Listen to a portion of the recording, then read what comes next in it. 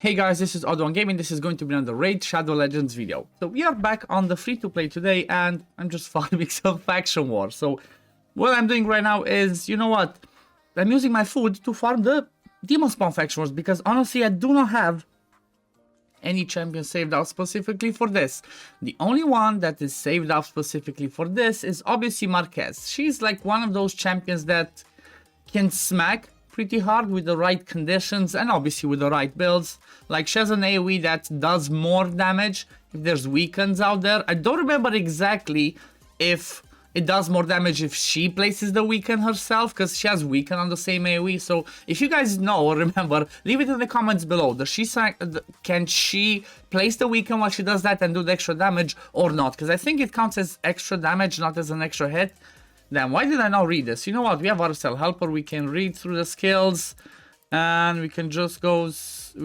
Can just go over here. This is something really cool. So if you're on the RSL Helper, don't want to stop something, you want to see the kit, just click on the champion, then go over here to skills, and it just shows A1 has a chance of placing decreased attack, A2 crush the weak, AoE has a 15% chance of placing a 15% weaken. The only problem is, I guess, is if we I don't have her ascended. If she was ascended 3-star, then we could see the extra part of her kit. You know what, let's just stop it and have a quick look, because now I'm curious. You know, I made myself curious.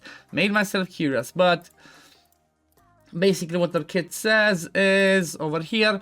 So taxonomy has a 35% chance of placing a baby weaken for 2 times, deals extra damage to enemies with the weaken debuff. So again, I'm not sure if she places the weaken herself, does that count or not? Normally we would just want to make her, you know, build her just to do damage. But anyway, I only kept her for the sake of that faction wars, because you know what, she has an interesting kit, she has an AoE, can come back to it pretty fast. So I'm just farming faction wars. Even if I can just farm stage 1, I always want to have at least one champion that can make me farm stage 1 easily. I don't care if I don't get 3-star.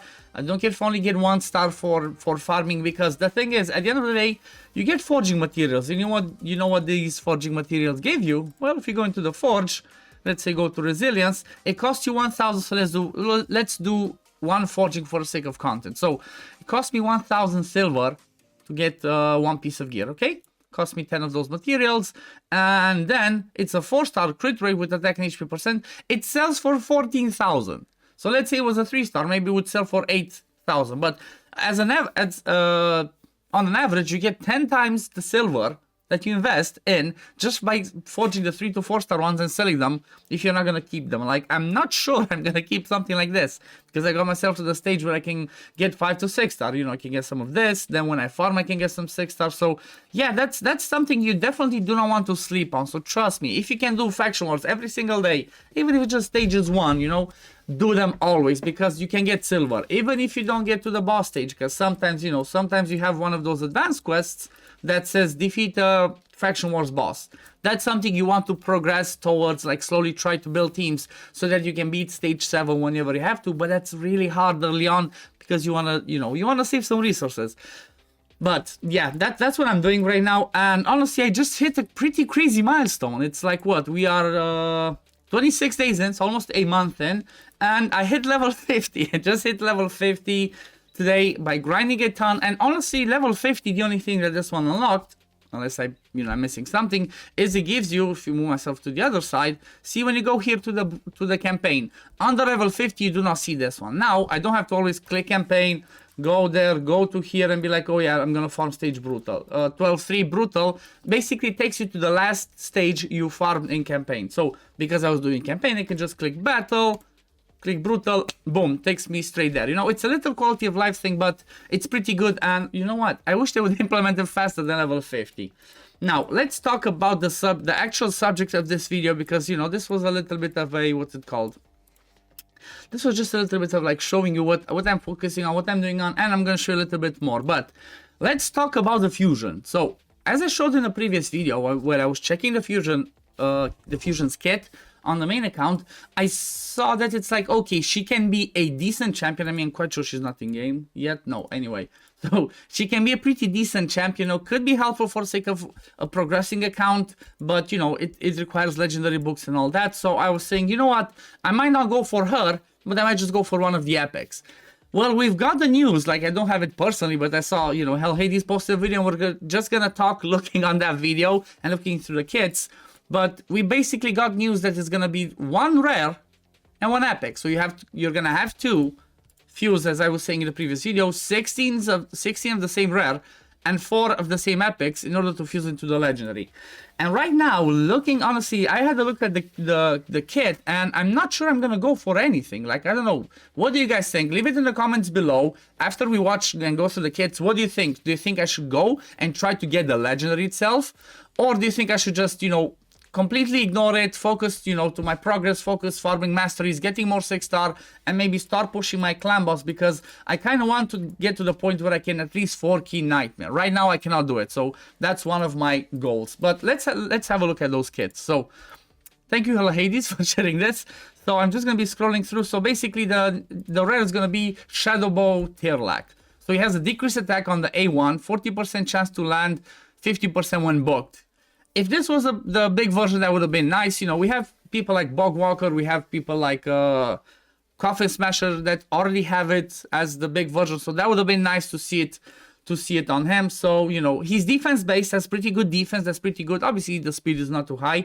Decent HP as well. So that would have been amazing if this was a decreased attack. So that's the A1. You know, considerable, but I'm not sure that's important.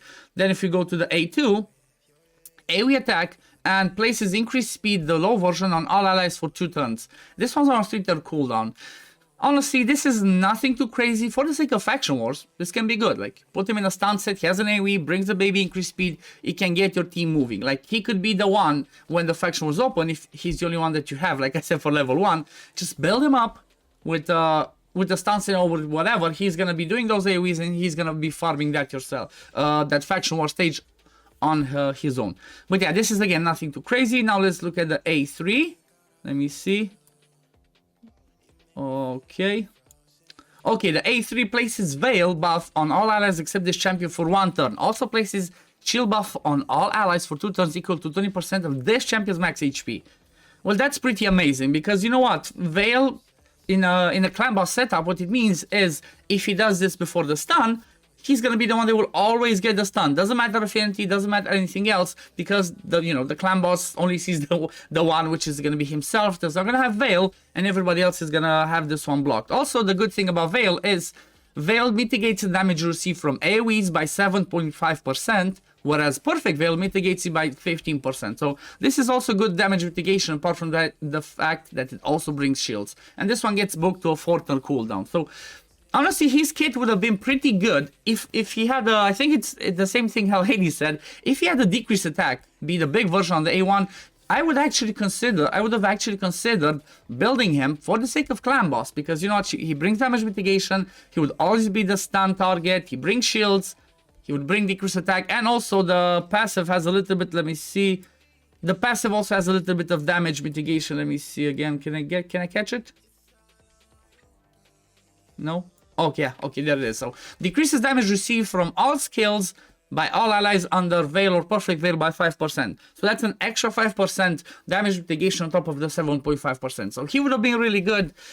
I guess he's good for like early game progression. Like, you know, I'm at the point where I already have decreased attack options, the bigger versions, so I'm not sure he's gonna be the best one. But if he's one of the first ones that you get, and you have a good decreased attack, if you don't have anything else, he would be worth building. For my account, I'm not sure I really want it. I don't know. What do you guys think? Do you think I should go for him?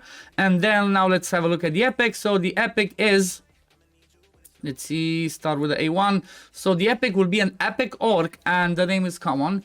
Meroka, something like that. So attacks one enemy 2 times. Each hit has a 30% chance of placing decreased speed for 2 turns. Big version. That's pretty weak. Maybe Fire Knight and maybe Iron Twins, but nothing too crazy. Like, I'm not too impressed.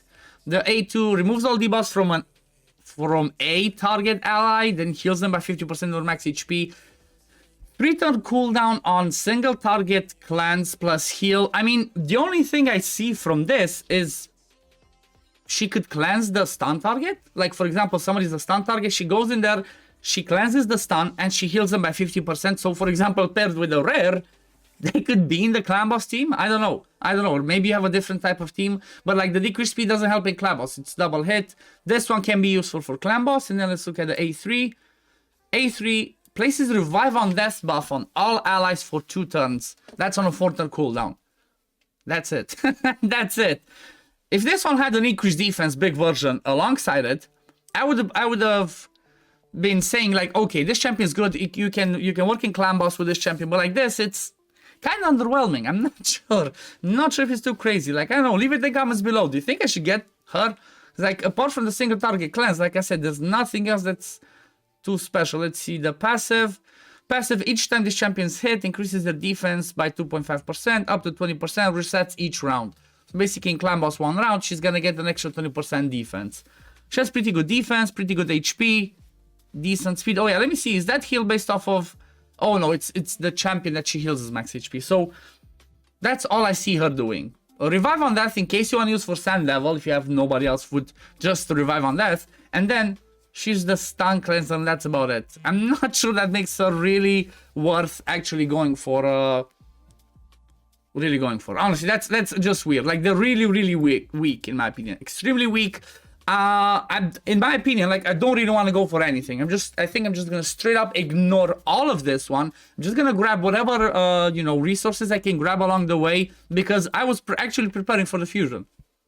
I was preparing for the fusion. I already had food here ready to start using for the sake of the champion trainings. I already had working on more over here, so I was preparing for that. I was trying to stock up my silver, but it seems right now I'm just gonna ignore it. Like, I don't know, guys. Like I said, leave it in the comments below. Do you think I should go and just try and fuse the legendary? Do you think I should go for the epics? Do you think I should go for the rares? Or do you think I should straight up ignore it? Like, I need your guys' advice on this one, because you know what? I feel like I can work on some other champions in the meantime. Like, I have a OddOneGaming that maybe I could build for sake of clan boss. Then I have, what else? I could even use Ulfric. Maybe I ignored him a little bit. You know, he has the speed in all battles, increase attack and turn meter boost. This could be good for arena. Like, I could just use him for that. He has an AoE plus continuous heals. Big version of the decrease attack, 40% chance, and then also removes all decrease attack. But at the same time, the next one that I think I would make my 6-star is Haikatun. I'm gonna get that in 4 days. So I think I'm just gonna use that food that I was building up to build Haikatun and get her to 6-star, because you know what? I know she works at 50 as well, but right now I kind of need her at 60. Like, I kind of need her for the sake of dungeons to, you know, speed me up, to be pretty survivable, and I'm only gonna need 1 book here. After I get 1 book there, I'm gonna stop booking her, if I'm gonna get lucky. And then apart from that, there's some other champions that I have in here that I might work on. Like, I might build a Belor, but not quite sure. I might build Anax. Like, Anax is somebody I'm debating to actually 6-star, because he can, you know, I'm saving up the epic books. I could book him and I could use him for the sake of the clan boss, because you know what, he's pretty huge. Decrease defense A1, weaken on the A3, poisons and decreased accuracy, even though you don't really care about decreased accuracy on the A2, so that could be really good. At the same time, I also have an ally protector in Myrmidon, which again, think I should build him? I don't know. It's like, I'm scared that I'm gonna 6-star him, build him, get in my team, and the second I do that, I'm gonna get somebody better. Like, this one's the baby decrease attack, and he requires a ton of books, so I'm not sure. I'm just keeping him for factions right now. I do have Coffin Smasher, I do have a Vir the Altmage, so you know, I have options to think about. But yeah, that's the thing. Oh right, I forgot, I left it at the end. I finally managed, guys. I finally managed to beat the Griffin. I managed to beat the Griffin the other day, so that was pretty huge for me. What I required was a little bit of RNG, and actually, you know what? It was a ton of RNG. It wasn't just a little bit, because the way that the fight finished is Griffin did the reflect of the debuffs, killed Rhonda, she was the only one left against him, and then Brimstone hit the Griffin, and I beat it. And I was like, yep, that's it, I'm out. I moved forward. And what I started doing is I got myself to this stage, like I mentioned yesterday, to the Magma Dragon, and this is what I'm farming. Because if you look over here, from the stage 60, you can get, you know, these, the epic drops, which is going to be huge, because again, if we go back to the Forge, that means I will be able to farm the, the Fatal, Forge. I will be able to forge 4 to 5-star of the Fatal pieces, you know, and if I get some good 5-stars, that's gonna be amazing. And this is gonna be definitely a good set, you know, gives 15, let me see, yep, there you go, 15% attack boost and 5% crit rate could be really helpful early on. But yeah, I guess this is gonna be it for the video today, guys. Like I said, leave in the comments below the answers to my question, because, you know, I'm really curious what you guys think. Like, I kind of have my mind set already, but, you know, there's always some fun stuff and some fun ideas that come from the community, so I'm looking forward to what you guys are thinking. But yeah, this is gonna be it for the video today, guys. If you do enjoy my content, don't wanna forget to like and subscribe, as you know, it helps me a ton, costs you nothing, and I'm gonna see you on the next one. Peace, love, take care, everyone. Bye, guys.